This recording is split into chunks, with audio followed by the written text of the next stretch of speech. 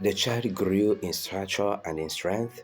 He was filled with wisdom and in God and human favor. These are the words of the Gospel according to St. Luke, chapter 2, verse 40. If you are a parent, you are a guardian, if you are a teacher, if you are a protector of children, if you are studying child psychology, come closer. Let me tell you.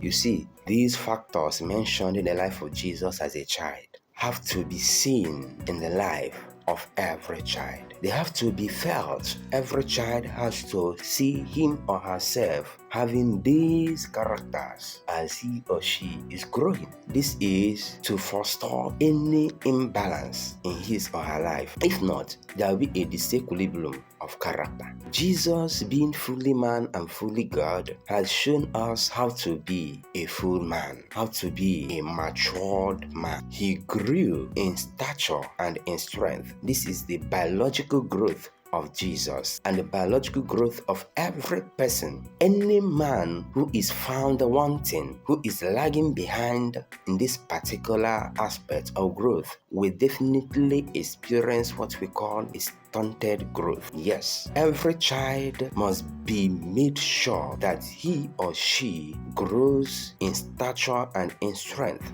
You must provide him or her good nourishments, good food, good material nutrients to enable him or her to grow perfectly well in stature and strength.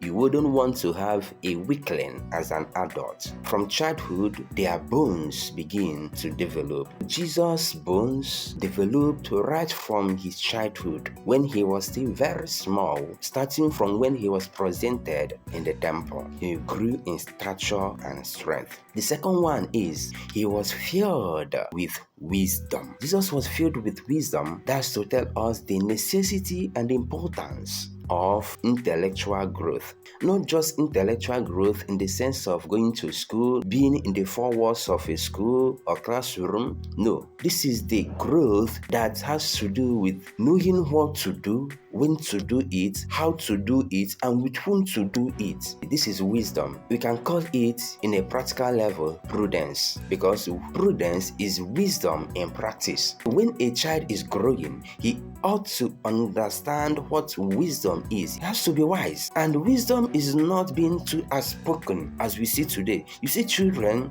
ill brought up, they can speak to their elders anyhow they want, and their parents will be like, allow him or her to express himself. No, that is not wisdom.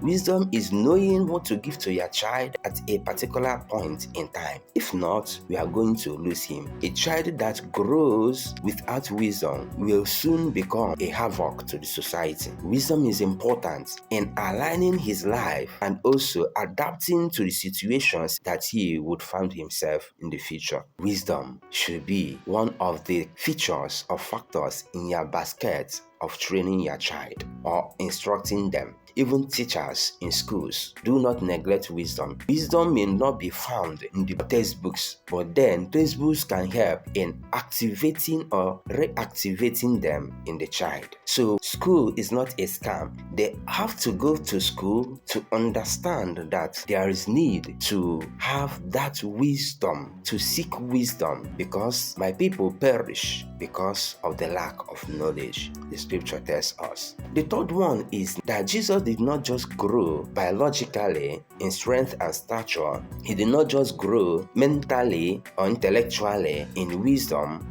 He also grew in God and human favor. What does that tell us? It tells us that his spiritual life and his social life were not lacking. He had them perfectly 100%. There was nothing lacking in the life of Jesus as a child. As he was growing up, he grew biologically well fed, well protected from harm's way, physical harms. He also grew mentally. His mind was developed. He never neglected his mind, because as a man, he had a mind, and he developed it by listening to the adults around him, his father and his mother, learning from his culture, learning from his tradition, and going to the synagogue to understand the ways of his people. Then the third one being the spiritual aspect. He grew in God's favor. He never neglected his relationship with God. Those 30 years he lived before coming out to start his missionary work, which he did within 3 years. These were the things he was busy building on. His prayer life, his relationship with God, his love for humanity, his spiritual life was perfect. And that was why he was in favor with God. And he was not just in favor with God, he was also in favor with man. He was in favor with human beings in such a way that no one could say this man claims that he knows God, but he doesn't have anything doing with human beings. Jesus never neglected human predicaments, human situations. Jesus received every person as his brother and sister.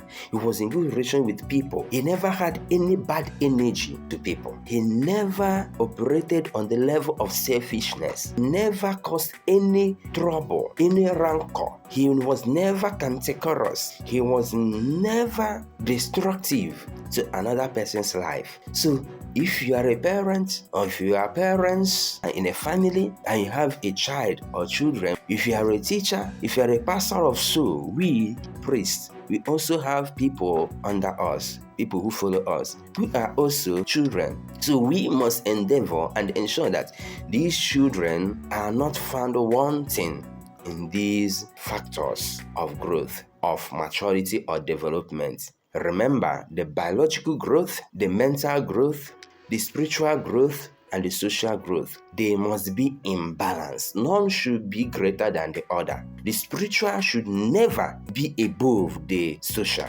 If it does, then this person will be a havoc to the society. He would never regard man as anything, but he would claim to love God. We must love God and love our neighbor. All of them must be in equilibrium. Any imbalance in them brings out an imbalanced human being. This is what formation is all about. A balanced personality, an integral personality, someone that is found in every aspect of human development. Biological, mental or psychological, spiritual and social. We must not be found wanting in any of them. Peace be with you.